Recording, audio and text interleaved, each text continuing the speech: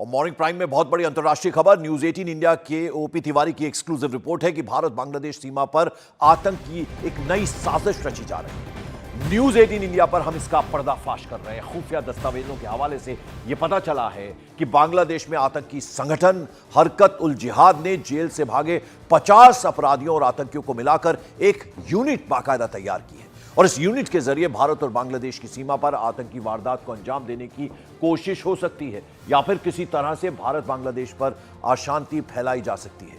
खुफिया दस्तावेज में यह भी लिखा है कि इसमें बांग्लादेश की अंतरिम सरकार के 3 सलाहकार भी शामिल हैं।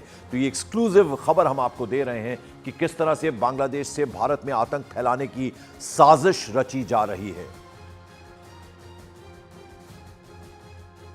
पाकिस्तानी खुफिया एजेंसी आईएसआई नहीं चाहती कि भारत और बांग्लादेश के बीच तनाव किसी भी कीमत पर कम हो। यही कारण है कि बांग्लादेश में बने इस नए आतंकवादी संगठन को हथियारों के साथ साथ वो पूरी तरह से पैसा भी दे रही है और इसी पैसे के लालच में बांग्लादेश की अंतरिम सरकार के 3 बड़े सलाहकार भी इस आतंकवादी संगठन के साथ जुड़ गए हैं।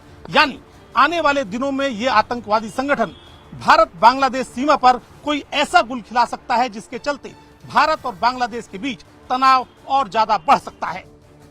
तो पाकिस्तान और बांग्लादेश की नापाक साजिश खोलने वाली इस रिपोर्ट में साफ तौर पर यह लिखा है कि इस ग्रुप ने पाकिस्तान के आतंकी ट्रेनर भी इस ग्रुप में शामिल हैं।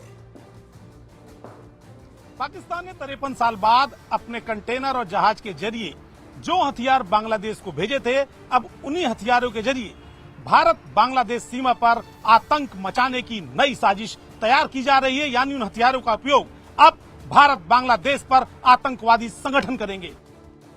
और आइए अब जरा आपको बता दें कि इस खुफिया दस्तावेज में हूबहू क्या कुछ लिखा है। इसमें लिखा है कि बांग्लादेश के आतंकवादी संगठन हरकत उल जिहाद ने जेल से भागे या फिर छोड़े गए शख्स और आतंकवादियों के एक दल 50 जिसमें लोग हैं उसका गठन किया गया है। बांग्लादेश की मौजूदा अंतरिम सरकार के 3 सलाहकार, इनमें मुख्य सलाहकार डॉक्टर हाफिज नजरुल और बांग्लादेश जमात-ए-इस्लामी के कुछ मेंबर्स शामिल हैं। इस आतंकवादी समूह से जुड़े बताए जा रहे हैं। इस समूह में पाकिस्तानी मूल के ट्रेनर भी बाकायदा शामिल हैं और वे बीएसएफ पर हमला करने या फिर जवाबी कार्रवाई के लिए बीएसएफ को उकसाने की एक प्लानिंग कर रहे हैं, योजना बना रहे हैं। इससे सीमा पर शांति और सद्भाव और बिगड़ेगा और सीमा पर लोगों में जो डर है वो पैदा होगा, ये इनकी मंशा है।